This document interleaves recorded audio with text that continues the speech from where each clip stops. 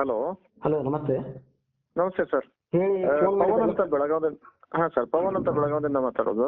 ಹೇಳಿ ಸರ್, ಹೇಳಿ. ಸರ್, ನನಗೊಂದು ಇಮೇಲ್ ಬಂದಿತ್ತು ಸರ್, ಇನ್ಕಮ್ ಟ್ಯಾಕ್ಸ್ ಇಂದ. ಹೌದಾ?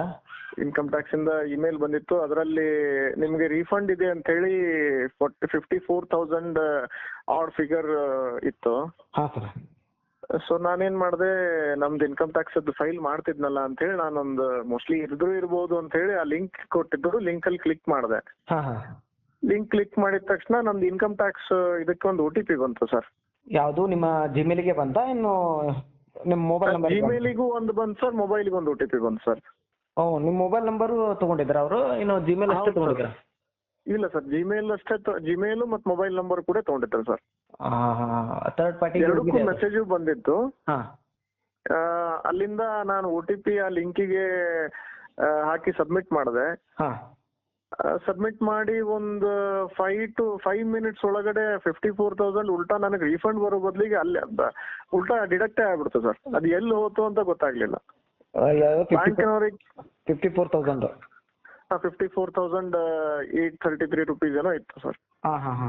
ಅಲ್ಲ, ನಿಮ್ಗೆ ಮೇಲ್ ಹೆಂಗ್ ಬಂತದು? ಅದು ಬೇಕಲ್ಲ, ನೀವೇನಾದ್ರೂ ಇನ್ಕಮ್ ಟ್ಯಾಕ್ಸ್ ಕಟ್ಟಿದ್ದಿಲ್ವಾ? ಇಲ್ಲ ಸರ್, ಇನ್ಕಮ್ ಟ್ಯಾಕ್ಸ್ ಫೈಲ್ ಮಾಡ್ತೀವಿ ನಾವು. ಫೈಲ್ ಮಾಡ್ತೀವಿ. ಆದ್ರೆ ನಮ್ CA ಅವ್ರಿಗೆ ಕೇಳಿದ್ರು ಸಹಿತ ಅವರು ಇಲ್ಲ, ಇದು ಇನ್ಕಮ್ ಟ್ಯಾಕ್ಸ್ ಇಂದ ಬಂದಿಲ್ಲ ಅಂತ ಹೇಳ್ತಾರೆ ಸರ್. ಹೌದಾ? ಅದು ಆ ಲಿಂಕ್ ಏನಿದೆ ಇನ್ಕಮ್ ಟ್ಯಾಕ್ಸ್ ಅದ್ದೇ ಅಲ್ಲದು ಅಂತ ಹೇಳ್ತಾರ ಅವ್ರು. ಆದ್ರೆ ಅದು ಸೇಮ್ ಟು ಸೇಮ್ ಅದೇ ತರನೇ ಇದೆ. ಹಾ, ಇನ್ಕಮ್ ಟ್ಯಾಕ್ಸ್ ತರಾನೇ ಕಾಣಿಸ್ತದೆ ಸರ್.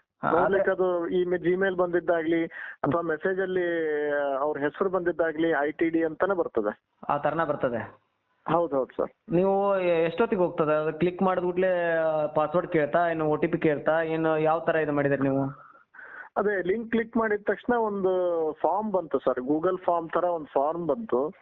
ಅದ್ರಲ್ಲಿ ನಮ್ದೆಲ್ಲ ಇನ್ಕಮ್ ಇದ್ರದ್ದು ಡೀಟೇಲ್ಸ್ ಎಲ್ಲ ಹಾಕಿದ್ವಿ, ಬ್ಯಾಂಕ್ ಅಕೌಂಟ್ ಮತ್ತೆ ಇದ್ರ ಡೀಟೇಲ್ಸ್ ಎಲ್ಲ ಹಾಕಿದ್ವಿ. ಹಾಕಿ ಆದ ತಕ್ಷಣ ಒಂದು OTP ಕೇಳ್ತದೆ. ನಮ್ಮ ಮೊಬೈಲ್ ನಂಬರ್ಗೆ ಒಂದು OTP ಬಂತು. ಆ OTP ಹಾಕಿದ ತಕ್ಷಣನೇ ಒಂದು ವಿದಿನ್ 5 to 10 seconds ಅಲ್ಲಿ ಅಮೌಂಟ್ ಡೆಬಿಟ್ ಆಗ್ಬಿಟ್ಟು ಸರ್. ಹೌದಾ? ಹೌದು ಸರ್. ಮತ್ತೆ ಅದನ್ನೇನು ವಾಪಸ್ ಒಂದು 1930 ಕಾಲ್ ಮಾಡಿ ಹೇಳಿದ್ರಾ? ಇಲ್ಲ ಸರ್, ಅದ್ ನಂಗೆ ಗೊತ್ತಿರ್ಲಿಲ್ಲ 1930 ಅಂತ.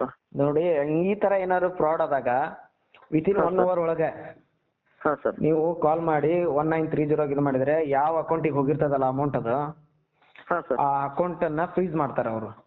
ನಿಮ್ಮ ಅಮೌಂಟ್ ರಿಫಂಡ್ ಆಗ್ತತ್ತು.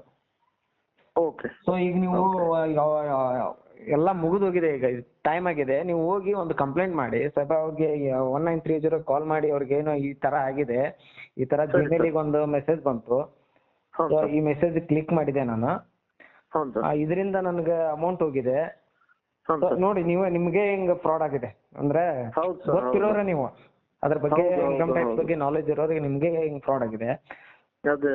ಅದು ವೆಬ್ಸೈಟ್ ಸೇಮ್ ಟು ಸೇಮ್ ಮಾಡ್ತಾ ಇದಾರೆ, ಆಪ್ಸ್ ಕೂಡ ಅದೇ ತರ ಒಂದೇ. ಈಗ ಒಂದ್ ಯಾವ್ದೇ ಒಂದು ಸರ್, ಎಲ್ಲ ಗವರ್ಮೆಂಟ್ ಸೈಟ್ಸ್ ಹೆಂಗಿರ್ತಾವ ಹಂಗೆ ಕಾಣಿಸ್ತಾವ. ಹಂಗೆ ಮಾಡಿ ಮಾಡ್ತಾ ಇರ್ತಾರೆ. ಅದೊಟ್ಟು ವೆರಿಫೈ ಮಾಡ್ಬೇಕಿತ್ತು, ನೀವು ಮಾಡಿಲ್ಲ.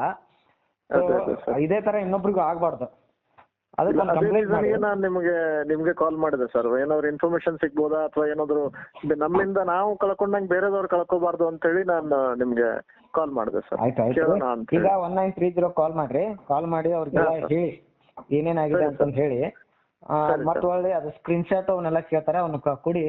ಯಾವ ಜಿಮೇಲ್, ಅದು ಏನ್ ಜಿಮೇಲ್ ಬಂದಿದೆಯಲ್ಲ ಆ ಜಿಮೇಲ್ ಅಡ್ರೆಸ್ ಕೊಡಿ ಅವ್ರಿಗೆ. ಸರಿ ಸರ್. ಅವ್ರು ಮುಂದಿನ ಪ್ರೊಸೆಸ್ ಮಾಡ್ತಾರೆ ಅಲ್ಲಿ. ಸರಿ sir. Okay sir. Okay sir, thank you. Okay.